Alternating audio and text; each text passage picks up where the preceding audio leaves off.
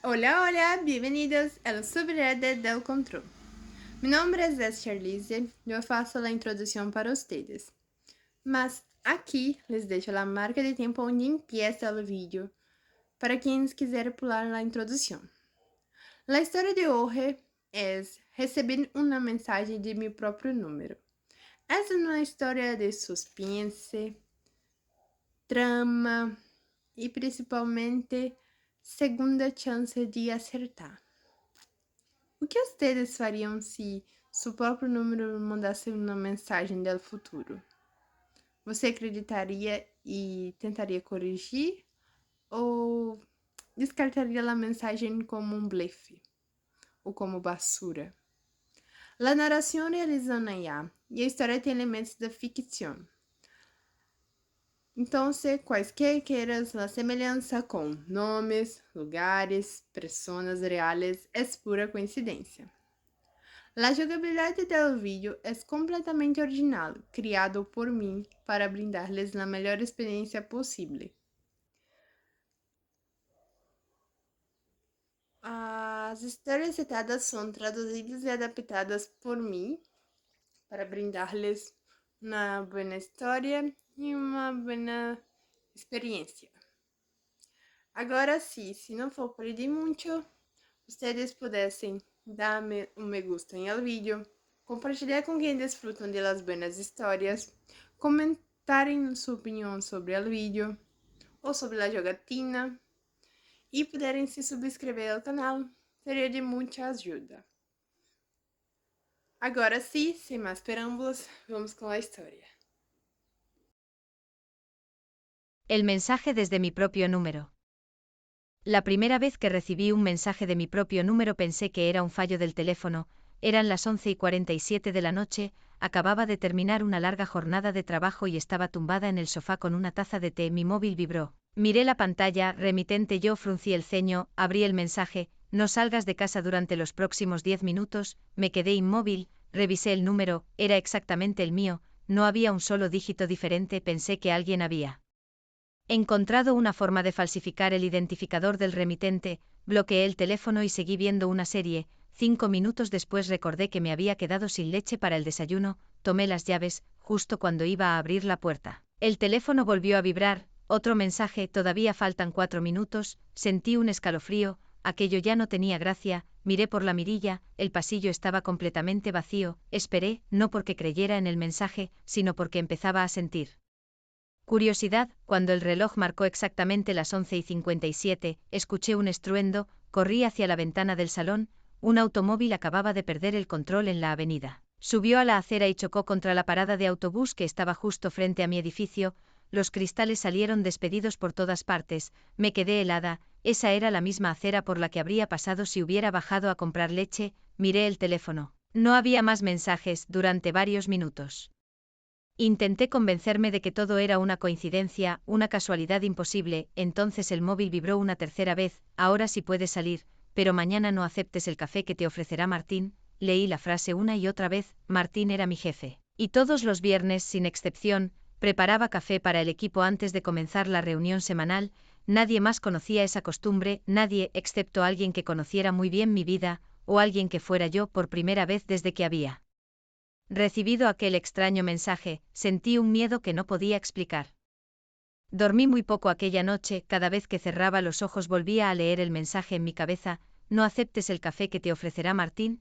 A la mañana siguiente intenté actuar con normalidad, me duché, me vestí y salí hacia la oficina. Durante todo el trayecto miré el teléfono varias veces, no llegó ningún mensaje nuevo, empecé a pensar que quizá todo había sido una broma muy elaborada, hasta que entré en la sala de reuniones, Martín apareció con una bandeja de café, exactamente como hacía todos los viernes. Buenos días, equipo, ¿quién quiere café? Sentí un nudo en el estómago, fue acercándose uno por uno, cuando llegó frente a mí, levantó un vaso. Clara, el tuyo, sin azúcar como siempre. Sonreí con nerviosismo, gracias, pero hoy prefiero té. Martín arqueó una ceja, tú rechazando café, eso sí que es nuevo. Algunos compañeros rieron, intenté hacer lo mismo. 5 minutos después, mientras comenzaba la reunión, Sonia, una compañera de mi departamento, dio un sorbo al café.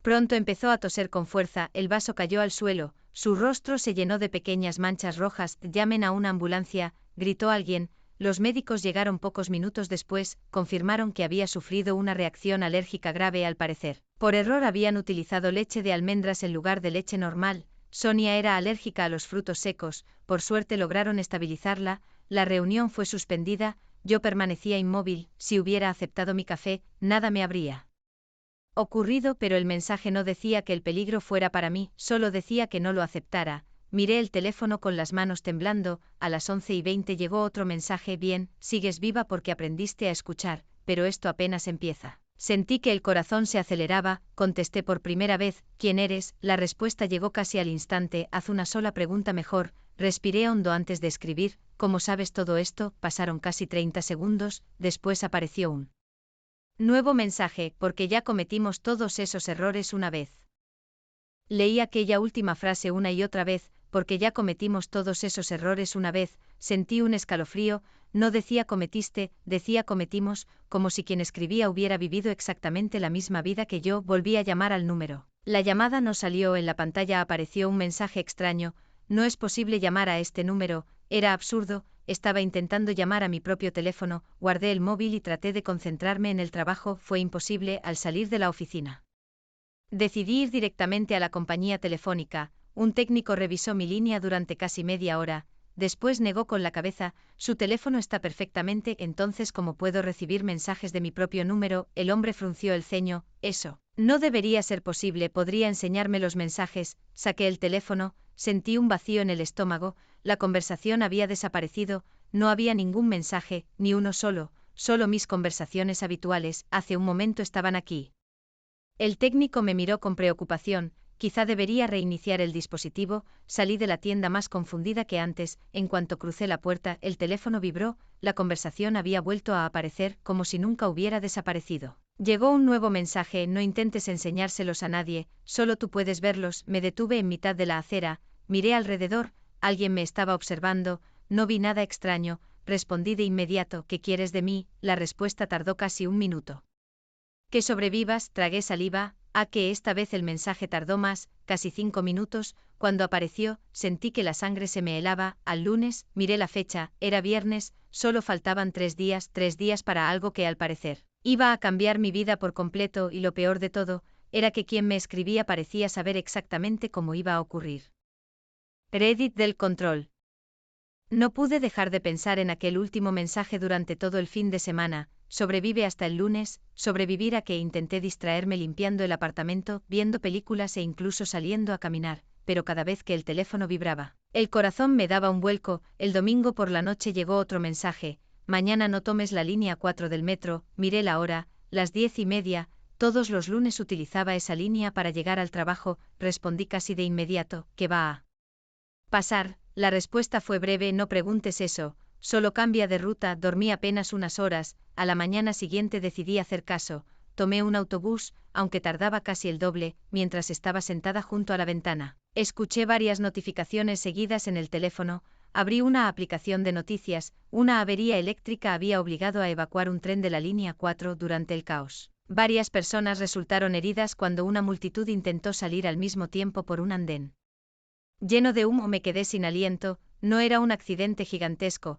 pero yo habría estado allí. Apagué la pantalla, ya no podía seguir llamando coincidencias a todo aquello. Cuando llegué a la oficina, Martín me recibió con una sonrisa: pensé que llegarías tarde. Le expliqué que había cambiado de transporte. Él asintió sin darle importancia. El resto del día transcurrió con aparente normalidad, hasta las 5 de la tarde, mi teléfono vibró: no regreses a casa todavía. Miré el mensaje con angustia: porque hay alguien esperándote. Sentí un escalofrío, miré alrededor, nadie parecía prestarme atención. Escribí otra vez: ¿quién? Esta vez la respuesta fue diferente: no puedo decirte más, si cambias demasiadas cosas, todo será distinto. Aquella frase me dejó aún más confundida. ¿Qué significaba todo será distinto? ¿Acaso quien me escribía estaba intentando modificar una cadena de acontecimientos? Decidí hacer caso una vez más, entré en una cafetería cercana y permanecí allí casi una hora. Cuando finalmente regresé a mi edificio, encontré 2 patrullas de policía en la entrada. Uno de los vecinos me reconoció enseguida: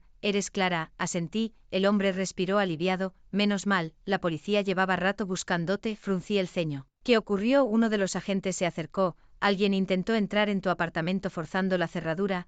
no consiguió hacerlo porque un vecino llamó al 911 a tiempo. Sentí que las piernas me temblaban, miré lentamente mi teléfono, un nuevo mensaje.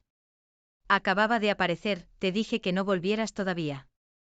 La policía inspeccionó mi apartamento durante casi 2 horas, por suerte, nadie había conseguido entrar, la cerradura estaba dañada, pero la puerta había resistido. Uno de los agentes tomó mi declaración, ¿tiene problemas con alguien? Negué con la cabeza. ¿Alguna expareja insistente, un vecino conflictivo, alguien que la haya amenazado? Volví a negar, mi vida era bastante tranquila, o al menos lo había sido hasta que comenzaron aquellos mensajes. Estuve a punto de contárselo, pero recordélo ocurrido en la compañía telefónica. Los mensajes desaparecían cuando intentaba enseñárselos a otra persona. Al final guardé silencio. Esa noche cambiaron la cerradura y me recomendaron dormir en casa de algún familiar o amigo. Llamé a mi mejor amiga. Elena aceptó sin hacer preguntas. Cuando llegué a su apartamento el teléfono vibró. Buena decisión, respondí inmediatamente. ¿Quién intentó entrar en mi casa? Esta vez la respuesta tardó varios minutos. Alguien que cree que tienes algo. Fruncí el ceño, algo que todavía no lo sabes. Cada respuesta generaba 10 preguntas nuevas. De repente recordé algo, el intento de robo no había sido al azar, los cajones seguían cerrados, nada había sido revuelto. Parecía que quien había entrado buscaba un objeto muy concreto. A la mañana siguiente decidí regresar al apartamento acompañada por Elena. Mientras revisábamos todo, ella encontró una caja de cartón en el fondo del armario. Esto siempre estuvo aquí. La miré confundida, no la recordaba. Abrimos. Dentro había documentos antiguos de mi padre, facturas, fotografías, y un pequeño sobrecerrado con mi nombre escrito a mano. Sentí un escalofrío. La letra era de mi padre, él había fallecido hacía 8 años. Abrí el sobre con cuidado. Solo había una llave y una nota muy breve. Si algún día alguien hace preguntas sobre el depósito 317, no respondas antes de abrirlo tú misma. Me quedé inmóvil, nunca había oído hablar de ningún depósito, ni mi padre mencionó algo parecido. En ese instante el teléfono volvió a vibrar. Por fin lo encontraste. Miré la pantalla con el corazón desbocado. Todo empezó con esa llave. Me quedé mirando la llave durante varios minutos. Era pequeña, de metal plateado, con un número grabado en un extremo, 317, el mismo número que aparecía en la nota de mi padre. Elena me observaba con preocupación. ¿Qué significa? Negué con la cabeza, no lo sé, y por primera vez desde que comenzaron los mensajes, no estaba mintiendo. Esperé a que se marchara antes de sacar el teléfono. ¿Qué hay en el depósito? La respuesta llegó enseguida. No puedo decírtelo, suspiré con frustración. Entonces, ¿qué se supone que haga? Ve mañana a las 9 de la mañana, no antes, no después. Miré la pantalla, donde un segundo después apareció una dirección. Era una empresa de alquiler de cajas de seguridad ubicada en el centro de la ciudad. A la mañana siguiente llegué exactamente a las 9, mostré la llave en la recepción. La empleada buscó el número en su ordenador, frunció el ceño. Hace muchos años que nadie viene por este depósito. Me pidió mi identificación. Después de revisar algunos documentos asintió. Su padre dejó instrucciones para entregárselo únicamente a usted. Mi respiración se aceleró. Me condujo hasta un pequeño cuarto, introdujo una llave maestra, yo coloqué la mía. La puerta metálica se abrió lentamente. Dentro solo había una carpeta azul y una memoria USB, nada más. Tomé ambas cosas. Cuando regresé al coche abrí la carpeta. Lo primero que encontré fue una carta de mi padre. Clara, si estás leyendo esto, significa que yo ya no estoy contigo. Nunca quise involucrarte, pero si llegaste hasta aquí es porque alguien volvió a buscar lo que escondí. Sentí un nudo en la garganta. Seguí leyendo. Mi padre había sido auditor financiero. Años antes de morir descubrió una red de desvío de dinero y empresas fantasma que involucraba a personas muy influyentes. Había reunido todas las pruebas, pero antes de entregarlas, sufrió un supuesto accidente de tráfico. Siempre creí que había sido una tragedia. Ahora ya no estaba tan segura. Miré la memoria USB. Probablemente allí estaba toda la información.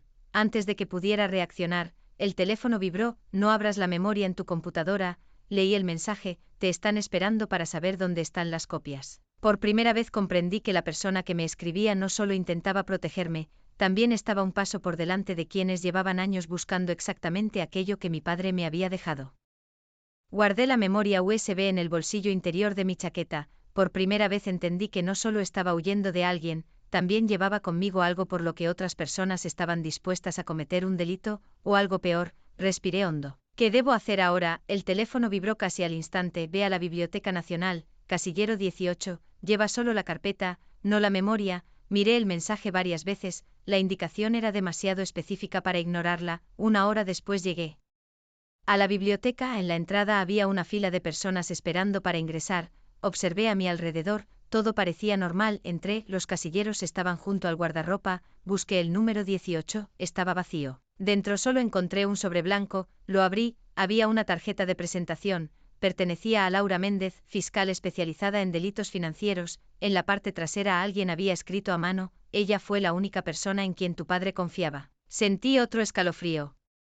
Saqué el teléfono, ¿puedo confiar en ella? La respuesta tardó unos segundos, sí, pero no vayas hoy, fruncí el ceño, ¿por qué? Porque te están siguiendo, mi respiración se detuvo, levanté discretamente la vista. Un hombre con gorra fingía leer un periódico a pocos metros, otro revisaba su teléfono junto a la puerta. Cuando salí de la biblioteca, ambos comenzaron a caminar casi al mismo tiempo, no corrí, seguí el ritmo normal de la gente, entré en una tienda. Ellos también, salí por otra puerta.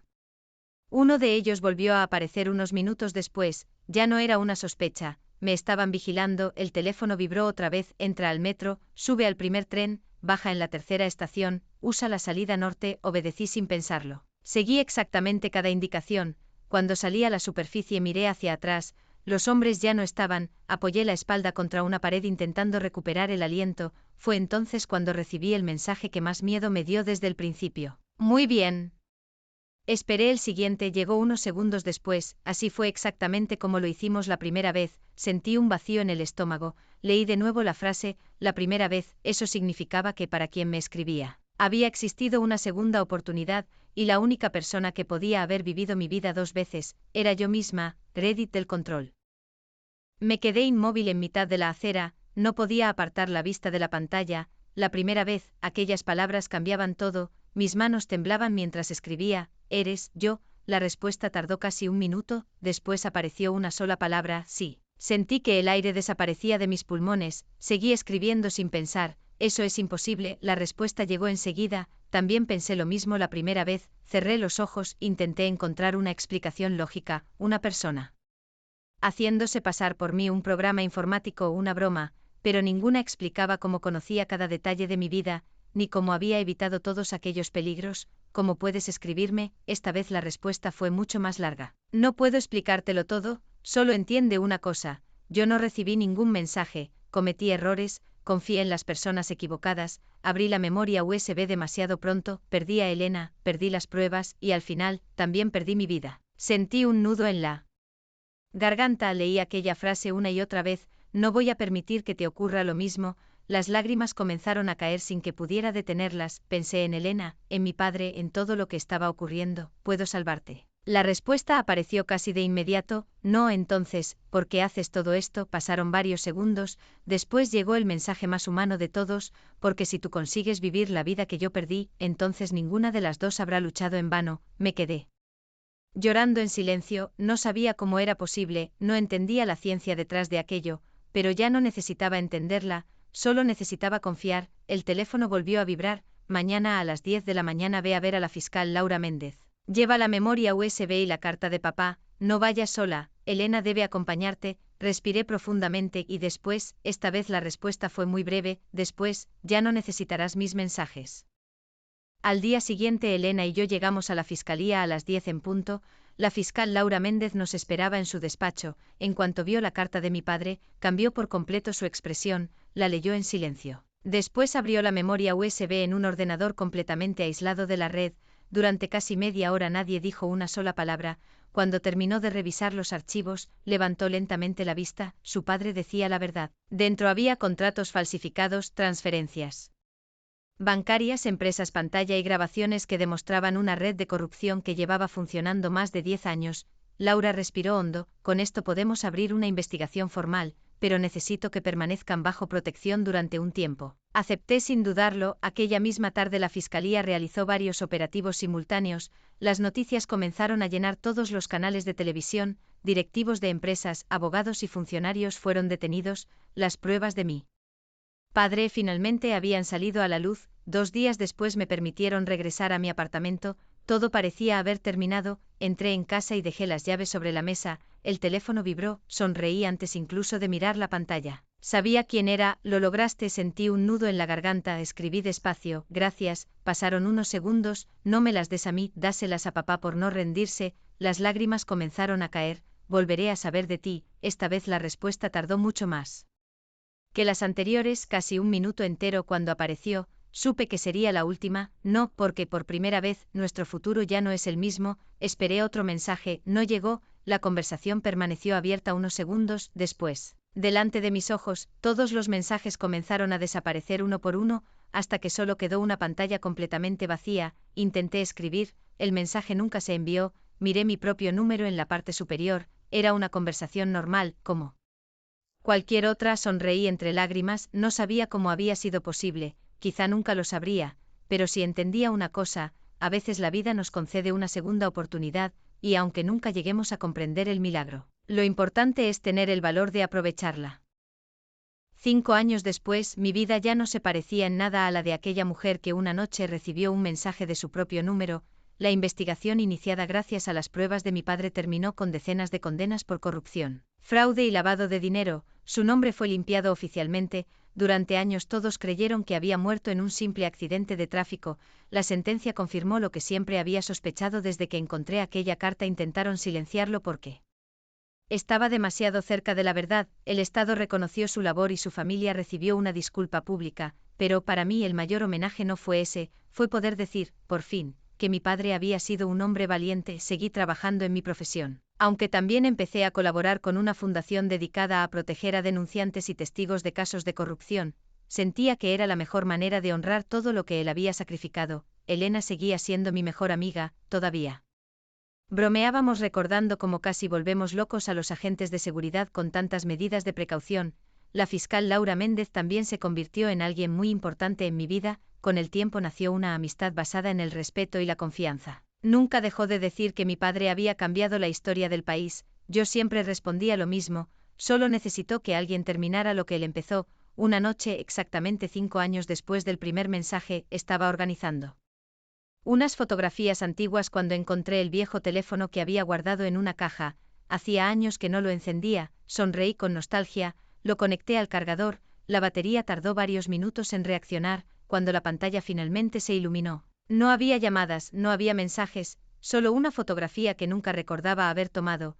Era una imagen del parque donde solía caminar de niña con mi padre. Debajo aparecía una nota escrita en la aplicación de recordatorios. No tenía fecha, solo una frase: estoy orgullosa de nosotras. Sentí un escalofrío, revisé el historial. Nadie había creado esa nota, nunca. Las lágrimas comenzaron a caer lentamente. No intenté buscar una explicación. Después de todo lo vivido, comprendí que algunas cosas no necesitan ser entendidas para ser reales. Apagué el teléfono por última vez. Lo guardé en el mismo cajón donde había permanecido tantos años. Ya no lo necesitaba, porque la mujer que me escribió desde el futuro había cumplido su promesa. Me entregó la vida que ella perdió, y yo prometí no desperdiciar ni un solo día de ese regalo. Desde entonces, cada vez que alguien me pregunta si creo en las segundas oportunidades, siempre sonrío antes de responder: sí, porque una vez, la persona que más luchó por salvar mi vida fui yo misma.